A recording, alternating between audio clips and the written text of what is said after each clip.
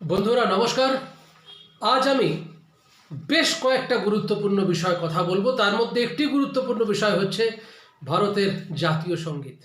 আমি বহু মানুষকে দেখেছি যারা যোদ্ধা, এই সোশ্যাল মিডিয়ায় বহু যোদ্ধা দেখেছি যারা সারাদিন ফোনে যুদ্ধ করে চলেছেন, হোয়াটসঅ্যাপে যুদ্ধ করে চলেছেন যে এটা হওয়া উচিত ছিল, সেটা বন্ধ হওয়া উচিত ছিল, এটা করা উচিত ছিল, ওটা বলা উচিত ছিল।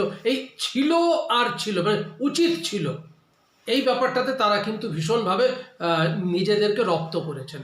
আচ্ছা, আপনাদের মনে পড়ে, সেই যোদ্ধাদের উদ্দেশ্যে বলছি, কিন্তু আপনাদের মনে পড়ে আগে যখন আমরা বিভিন্ন সিনেমা হলে সিনেমা দেখতে যেতাম তখন 52 সেকেন্ডসের একটি ন্যাশনাল অ্যানথেম বা জাতীয় সঙ্গীত বাজানো হতো।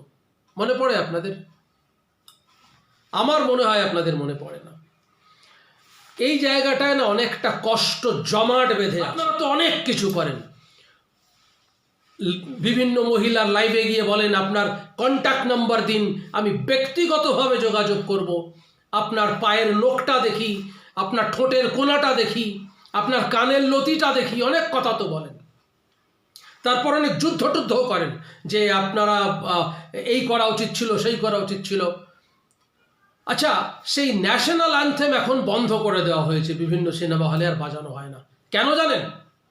কারণ আমার দেশের যোদ্ধারা, যারা ওই সোশ্যাল মিডিয়ার যোদ্ধা বা যোদ্ধার পরিবারের লোকেরা, তারা খুব কষ্ট, তাদের শারীরিক কষ্ট, তারা উঠে দাঁড়াতে পারেন না।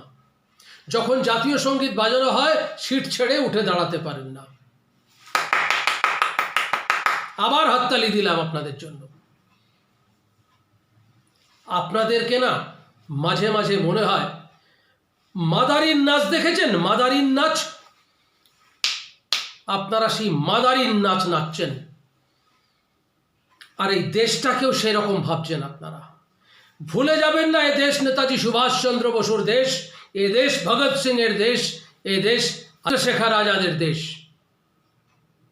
এরকম বহু নাম হাজারে হাজারে বলতে পারি, আপনাদের হয়তো অনেকের সেই নামগুলো শোনেনি অনেক সময়। সো এনিওয়ে, যাই হোক, যেটা বলার ছিল যে এই ন্যাশনাল অ্যানথেম বা জাতীয় সঙ্গীত বাজানো বন্ধ করে দেওয়া হয়েছে সিনেমা হলগুলোতে। কেন জানেন? যে আমরা উঠে দাঁড়াতে পারি না। এ লজ্জা আপনার আমার সকলের লজ্জা। আর কিছু বলার নেই। যদি আমার বক্তব্য ঠিক মনে হয় আমাকে লাইক, শেয়ার, কমেন্ট করবেন, চ্যানেল সাবস্ক্রাইব করবেন, এই অনুরোধটুকু রইল। দেখতে থাকুন, সঙ্গে থাকুন।